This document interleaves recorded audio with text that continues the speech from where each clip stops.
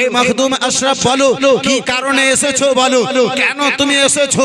সিমনা তো আর তুমি বাদশার ছেলে, সিমনা শহরের তুমি বাদশার ছেলে, তুমি এই জায়গাতে এই মালদার মাটিতে এই পান্ডুয়ার জমিনে কেন এসেছো বলো, কেন এসেছো বলো? বন্ধু আমার বেরাদারান ইসলাম, এই মুআসসাস সামনে কেরাম ওই মখদুম আশরাফ সিমনানি আলাইহি রাহমাতুর রিজওয়ান উত্তর দিয়েছিলেন, হুজুর আমি আপনার নিকটে মুরিদ হতে এসেছি, নিজেকে আপনার নিকটে বিক্রি করতে এসেছি। হে মুসলমান, হে বাপজি আমার, পীর ধরার জন্য পীর ধরবেন তাই, পীর ধরার এটা উদ্দেশ্য নয়। এ বেরাদার মুসলমান, যে মুরিদ হয়ে গেলাম এটাই বহু বড় কথা। পীর ধরার উদ্দেশ্য হলো এটাই যে আমার পীর যেন আমাকে রাসূলুল্লাহ এবং আল্লাহ পর্যন্ত পৌঁছে দেয়। পীর ধরার নিয়ত এটা হওয়া চাই। এই বন্ধু আমার বেরাদারান ইসলাম মুসলমান, আর যারা এই নিয়তে আব্বা মুরিদ করে তারা ডেকে কাউকে মুরিদ করে না, তাদেরকে ঢুঁড়ে পাওয়া যায়। জি এই বেরাদারান ইসলাম মুসলমান, এই বাবাজি বড় ভাইরা আমার, এই বেরাদার হযরতে মখদুমে সিমনানি আলাইহি রাহমাতুর রিজওয়ান আপনার সিমনা শহর থেকে হে মুসলমান মালদার মাটিতে আলাউল হক পান্ডাবির নিকটে হাজির হয়েছে। বলে হুজুর আমি আপনার বাইত হতে এসেছি, আমি আপনার মুরিদ হতে এসেছি, আমি আপনার মুরিদ হতে এসেছি। আমার ইমামে আমার কি বলে আলাউল হক পান্ডাবি বলে মুরিদ হবে বেটা? বলে হ্যাঁ হুজুর মুরিদ হব। বলে মুরিদ হবে? বলে হ্যাঁ। মুরিদ হওয়ার জন্য পায়ে হেঁটে হেঁটে সেই সিমনা শহর থেকে বেরাদার হেঁটে এসেছি। আমার আলাউল হক পান্ডাবি বলে এই মতো আমি মুরিদ করব না। এসেছো মুরিদ করে নেব না? বলে হুজুর তাহলে করতে কি হবে? এত দূর থেকে যখন চলে এসেছি, এত দূর থেকে যখন হেঁটে এসেছি, তাহলে হুজুর বলুন যেটা আপনার আদেশ হবে। এই মখদুম আশরাফ আপনার নিকটে সেটাই কাজ করবে। বলে 12 বছর আগে তোমাকে যাচাই করব, 12 বছর আগে তোমার পরীক্ষা নেব, পরীক্ষাতে যদি পাস করতে পারো তাহলে মুরিদ হবে, নচেত তোমারে মুরিদ করা যাবে না। জোরে জোরে জোরে জোরে আর একটু জোরে। বেরাদার মুসলমান বাবা জীবন ভাইরা আমার, 12 বছর ধরে আমরা একটা মাটির বাসন আপনার মেলাতে খরিদ করি। যারা মাটির বাসন তৈরি করে ওই কুম্হারের নিকটে যখন আমরা খরিদ করি, আব্বাজি আপনার মাটির বাসনটাকে দ্বিতীয় আপনার ইট নিয়ে কিংবা তার চাইতে শক্ত জিনিস নিয়ে সেটাতে বাড়ি দিয়ে দেখি এই বাসনটা যদি ভালো থাকে তাহলে তার আওয়াজ হবে কনকনে, আর যদি তাই সে যদি ফাটা থাকে, কোথাও যদি লিক থাকে, যেই ফাটাটা নজরে পড়ে না, এই মতো যদি ফাটা থাকে তাহলে তার শব্দ হবে ভড়ভড়ে। এই বেরাদার মুসলমান, এই বাবা জীবন ভাইরা আমার, মখদুমে সিমনানি আলাইহি রাহমাতুর রিজওয়ানকে আমার আলাউল হক পান্ডাবি বলে এ মখদুম আশরাফ শুনো, এই মতো মুরিদ করা যাবে না। 12 বছর আগে তোমার পরীক্ষা নেওয়া হবে, সেই পরীক্ষাতে যদি তুমি পাস করতে পারো তাহলে মুরিদ হবে, নচেত তোমারে মুরিদ করা যাবে।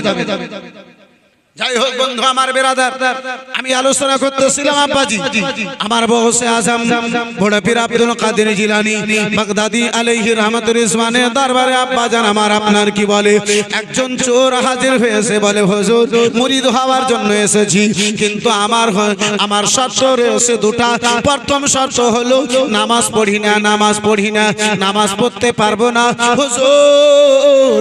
দ্বিতীয় হলো মিথ্যা কথা বলি, সেই মিথ্যা কথাই বলবো। আমার গাউসে পাক আমার বড় গাউসে আজম বড় পীর আব্দুল কাদের জিলানী গাউসে সামদানি আব্দুল কাদের জিলানী আমার বলেছিলেন যে চোর হবে সে আমার মুরিদ হতে পারে না, যে মিথ্যুক হবে সে আমার মুরিদ হতে পারে না। যে চোর হবে সে আবার আমার মুরিদ কি করে হবে? দুনিয়ার কোন পীর নয়, সকল পীরগণদের সর্দার। এই মুসলমান নবীগণদের মধ্যে সকল নবীগণদের সরদার আমার রাসূলুল্লাহ, পীরের মধ্যে পীরদের সরকার আমার আব্দুল কাদের জিলানী, পীরদের সরদার আমার আব্দুল কাদের জিলানী।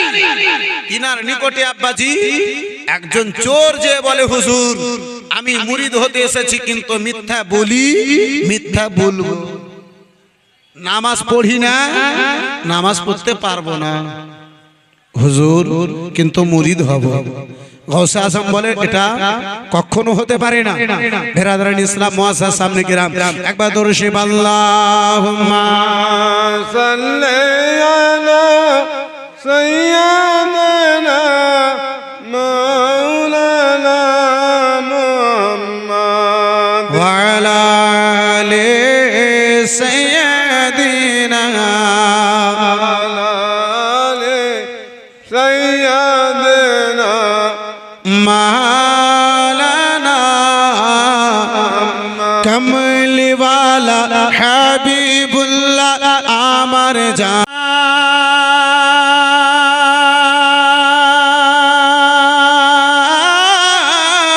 নবীর ভালোবাসা ঈমান, নবীর ভালোবাসা ঈমান বুখারী প্রমাণ কমলি ওয়ালা হাবিবুল্লাহ আমার জানের জান, কমলি ওয়ালা হাবিবুল্লাহ আমার জানের জান।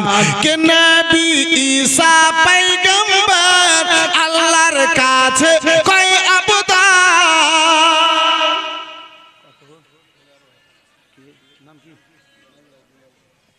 ঈসা পয়গম্বর আল্লাহর কাছে কয় আবদার, নূরে নবীজির উম্মত বানাও ও গো পারওয়ার,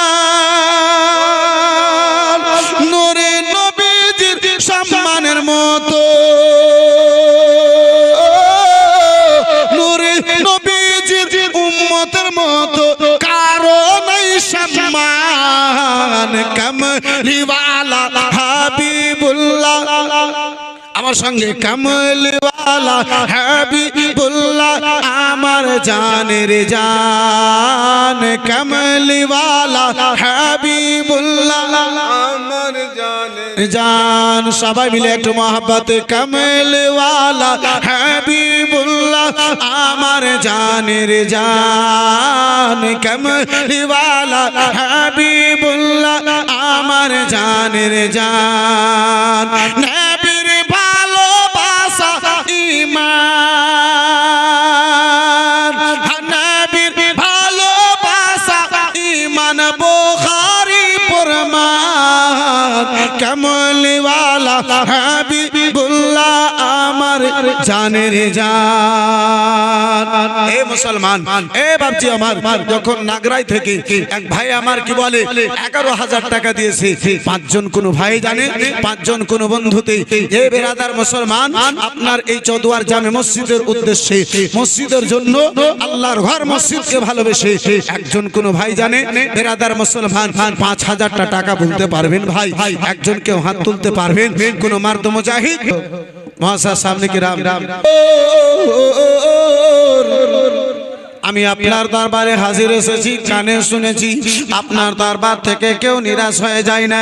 যেই যেই মন্তব্য নিয়ে হাজির হয় হুজুর তার মন্তব্য খানা যেন পূর্ণ হয়ে যায়।